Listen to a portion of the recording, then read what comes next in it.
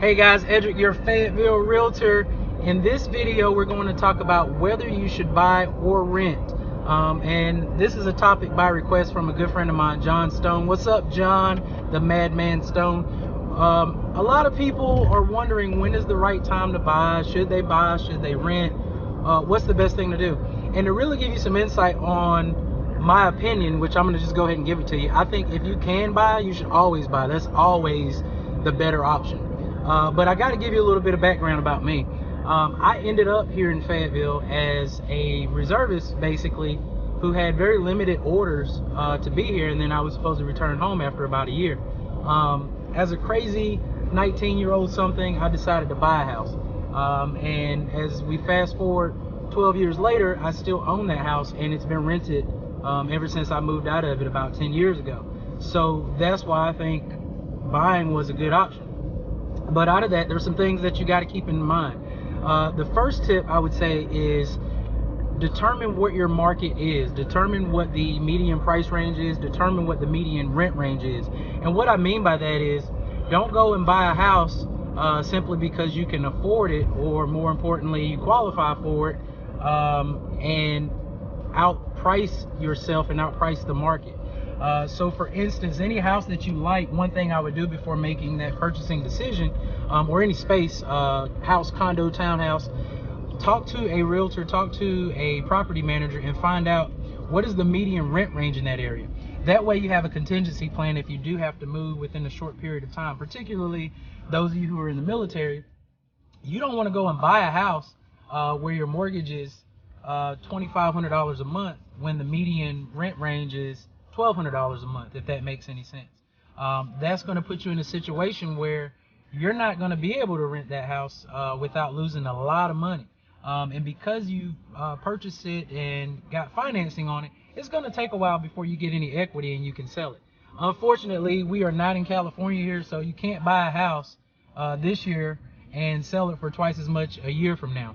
And by the way, granite countertops are not going to increase the value of your house.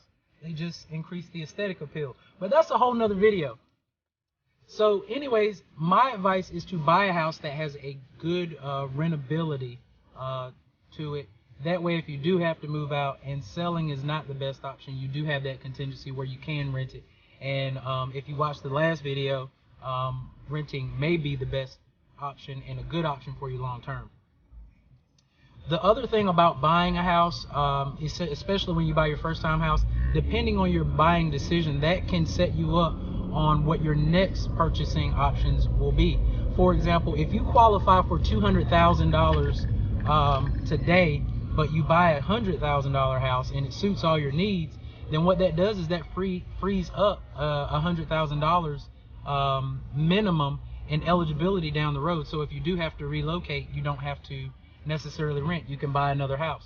Not to mention, if you're renting that $100,000 house, that debt doesn't necessarily count against you. The lender is going to give you credit for the rent income that you get on it.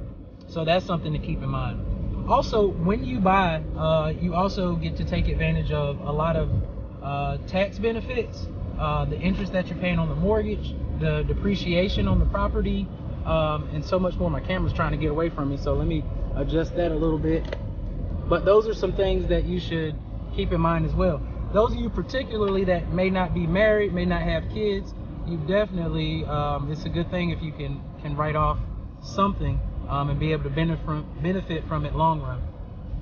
Think about renting as basically, just what it is. It's renting. So every time you're renting and you don't have to, you're eligible to buy. Basically, it's just like going in the backyard, digging a hole, starting a bonfire, and just throwing money in it. For you, but for me as a landlord, it's great. I'd love to take your money as long as you take decent care of the property. You're paying my mortgage off for me. So if you can be in that landlord situation, then why not be? And more than any time, why not now? Interest rates are at historic lows. Those of you who are in this age, your 20s to 40s, we will never see this interest rate, in my opinion, in our lifetime again. Once it goes up, I highly doubt it's ever going to go down. And that's basically because of all the federal manipulation and everything that's happened when we had the housing crisis back in 2008. We're still recovering from that. We're in a better place now, but we're still recovering from that. And the benefit is you, as a home buyer, get to take advantage of very low interest rates. And you get to take advantage of them for 30 years or 15 years, however long you decide to get a mortgage for. So definitely take advantage of that. Meanwhile, the next thing you have to keep in mind is you're going to have somewhere to live. So it doesn't matter whether you're going to live in this city for a year, 2 years, 10 years, whatever. You're going to have somewhere to live. So if the bank says, hey, we'll give you a loan for a mortgage, take that loan.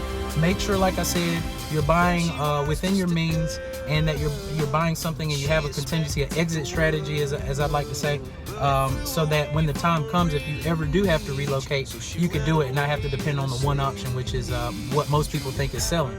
Now, before you move forward with that buying decision, there are some cities where buying is not an option. I mean, if you go to big metropolitan cities, DC, New York, LA, you might not even be able to afford to rent, let alone buy. So in those cases where your mortgage is going to supersede what a rent payment would be or a renting situation would be, then of course you don't want to put yourself out trying to buy in a market that you're outpriced in. More importantly, just like with any investment, the stock market, they always say buy low, sell high. So if you go in one of those hot markets and you don't necessarily need to buy, and the market is at a place of inflation, it may not make sense to buy in that market, especially if you don't plan to be there long term. However, if you can buy, it still makes sense to try to maybe buy in a market where you can, even if it's not your long-term intention to live there.